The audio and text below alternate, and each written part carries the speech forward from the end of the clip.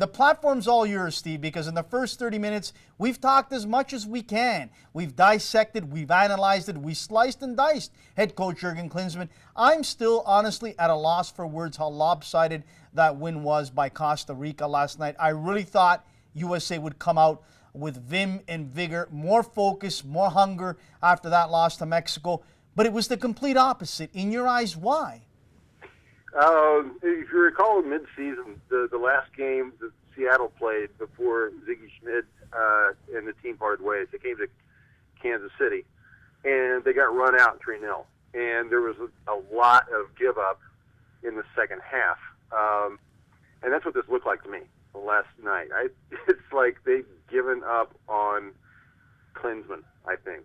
I think they've given up on any hope that he is going to give them consistency in game plan, given up any hope that he's going to strategize, a way that's going to make them competitive at the World Cup level, that maybe even get them to the next World Cup. What you saw last night was a team that's not playing for the coach. And they don't have to play for his job because he's not coaching for his job. The fact that we've gone a whole day with no announcement from U.S. Soccer that thanks, Jürgen, see ya, next, it tells you he was not coaching for his job last night. It tells you a lot, Steve. It tells you a lot. As I said to Paul and Matthew, and I'll ask you your opinion on this, it's mind-blowing. If this happened in Europe, South America, anywhere in the world, it even happened here in Canada, that the day after everyone was calling for the head of Benito Floro, everyone wanted him out, and lo and behold, days after, he was out.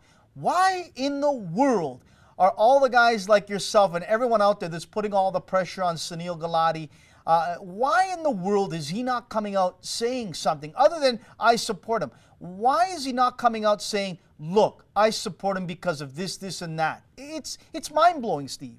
I wish I knew, because, you look back, after the Gold Cup 2015, that should have happened. Should have been gone there. Didn't happen there.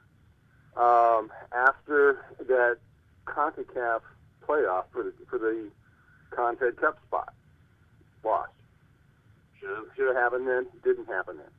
I cannot begin to guess what's in Sunil Gulati's head as to why he doesn't replace the national team coach. Look, I get loyalty. But this is not a marriage. It's okay to look at other coaches. It's okay to step out and bring in another coach. It's past time. It's overdue. And I don't know why. People joke, what kind of dirt does Klinsmann have? I don't think it's that. I think it's this misguided loyalty. And again, loyalty is a great thing, but this is blind, misguided loyalty and faith in Jürgen Klinsmann's ability to get this team where it has the potential to be. Steve, continue on. Go ahead. No, I just it's like if you were a grown up and you're still writing to Santa for the pony that he didn't bring you as a kid, and you've written every year, and you still believe. It's that level of blind devotion. You're 35 and your kids are looking at you going, Dad, give it up. I like that. I needed a laugh because I need a laugh to show the American followers out there that, we've been through this up here in Canada for so many years, for so long that unfortunately I was laughing a bit last night, not at the expense of the great U.S. soccer supporters, but, at Jürgen Klinsmann trying to reinvent the wheel, trying to do things that he thinks that he's much more smarter than everyone out there. He's not. I look at this lineup, this Team USA lineup, Steve, and I say to myself, each and every one of these guys with their own club have been solid performers, have had solid seasons. They come to the Team USA camp, something happens. Maybe it's the air they breathe, maybe it's something that's in the Gatorade that they drink, but they completely look absolutely out of sorts when they're playing with Team USA. It's confusing. I thought that the biggest indicator to me was not Costa Rica. It was a Mexico game. The previous setup, that 4-4-2 setup, he used the same lineup. Your phone is just muffled there, Steve. We can't hear you. Come a little closer. That 4-4-2 setup they had been using in the previous round. It had been working. There was some cohesion developing. There seemed to be a plan coming together. And then they roll out from the Mexico game in a 3-5-2, and the players are yelling at Klinsmann, "This isn't working. We need to adjust." Of course he adjusts, but they're already down a goal by then. That, to me, before the Costa Rica game, was the indication that he willfully, I don't know why, but willfully loses the plot. It's like, things are going too well. I need to shake things up for whatever reason, and everything goes south. If they start that Mexico game in the right formation, with the right guys in the right spots, I think there's a good chance they win. Maybe they don't win, 2-0, but they don't give up that early goal they shouldn't have given up. They don't have to dig out from the early frustration that their coach undercutting them, and they've got a lot better chance. We've had this conversation so many times, and you look at Canada. You guys fire your coaches when they don't produce, and when they don't get you to the next step. Steve, let me ask you this before we let you go. Really appreciate your time, but I'm looking at the standings, and I understand there's lots of time still left, but 20% is already done. 2 big games are done with, and you got nothing out of them. And I'm looking at them sitting at 0, and the goal differential is -5 for USA. Now, look, I don't consider Trinidad and Tobago a threat, but Honduras and Panama, you're going to go in there. You think it's going to be any easier than Costa Rica, Mexico? You got another thing coming. I mean, the USA can take care of business on their home soil, but you don't think Honduras and Panama will do the same?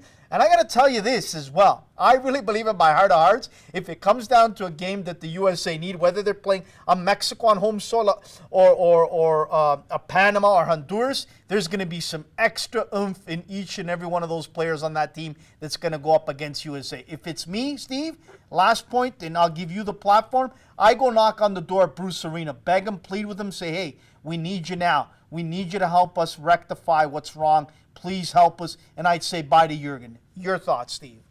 I would definitely say goodbye to Jürgen. Bruce would be, look, Bruce is a proven commodity. Bruce got them farther in the modern era than anybody has. Bruce got predictable at times. In some places, you could always tell that the road to the goal always ran through Brian McBride's head. But he got the guys to play, and he could get guys to play together. And his teams believe in it, and that's a huge thing. If you believe in your coach, that's a big deal.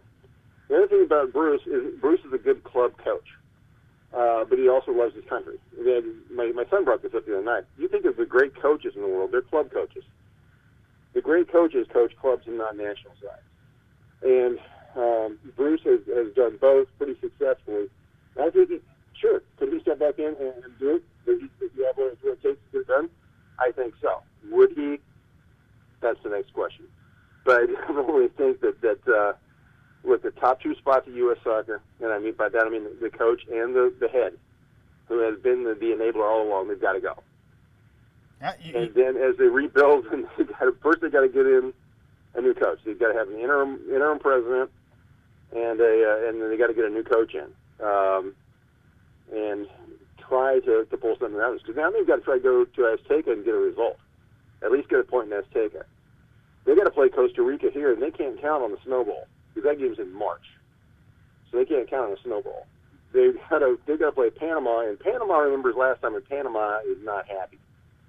Honduras, Honduras is going to be tough there. I think Honduras is beatable here. Sorry, Roger. I think Honduras is beatable here. But you talk about getting business taken care of at home. The last time they were in a CONCACAF tournament, I love seeing them do well in the Copa America. The last time they were in a CONCACAF tournament at home, they soiled themselves. And I'm talking about the Gold Cup in 2015. You finish 4th against CONCACAF opposition in your own country. That should have been the indication that, man, this is time to make the move. It wasn't. It hasn't happened. But I have zero confidence in Klinsmann's ability to lead this team into any kind of a decent finish in the Hex.